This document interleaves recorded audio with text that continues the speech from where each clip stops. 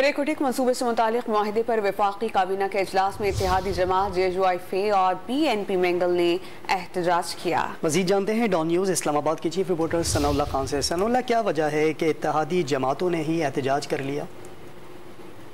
देखिए, ये दोनों जमातों का मौक़िफ़ है कि रेकोटिक से मुतालिक जो इन्वेस्टमेंट प्रोटेक्शन बिल है जो इस वक्त पार्लियामेंट में ज़ेर बहस है, उस पर इन जमातों को इत्मीनान में नहीं लिया गया। और जब आज इजलास शुरू हुआ है सखर से वापसी के बाद, जब वज़ीर आज़म ने काबीना का इजलास किया तो उसमें जो दोनों जमात हैं इनके 5 वज़रा हैं, उन्होंने वॉकआउट किया इस इजलास से, जिन्हें बाद में इजलास में बुला लिया गया था और काबीना ने इनको यकीन दहानी कराई है कि जो वो बिल है पार्लियामेंट में ज़ेर गौर, उस पर इनके जो भी तहफ़्फ़ुज़ात हैं उसको दूर करने की हुकूमत पूरी कोशिश करेगी।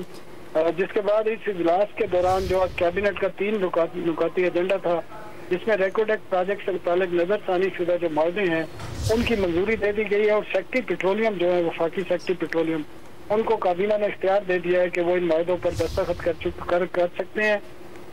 और 15 दिसंबर से कबल ये इन माहदों पर दस्तखत किए जाएंगे। आइंदा 2 रोज के अंदर इन माहदों पर दस्तखत कर दिए जाएंगे। जबकि जो रेगुलेटरी अप्रूवल है स्टेट ओन एंटरप्राइजेस की, उनकी भी जो प्राइवेट कंपनी है उनकी भी आज मंजूरी दी गई है। और इसके अलावा जो अदायगियाँ की जानी है इस माहदे के तहत $90 करोड़ की, उस प्लान की भी मंजूरी दे दी गई है जो 6 साल के दौरान अदा होंगे। और ये नया माहदा हो जाता है तो ये एक नई तारीख रकम की जाएगी रेकोटिक मंसूबे के हवाले से। और इसमें अब जो चिली की कंपनी है वो इस माहदे से निकल जाएगी और सिर्फ जो कनाडा की कंपनी है वो इसमें रहेगी। और जो इनमें शेयर्स का तनासुब तय किया गया है उसमें 25% बलूचिस्तान हुकूमत के होंगे, 25% फेडरल गवर्नमेंट के जो इदारे हैं जिसमें OGDCL है, PPL है और फेडरल गवर्नमेंट है उनको जाएंगे।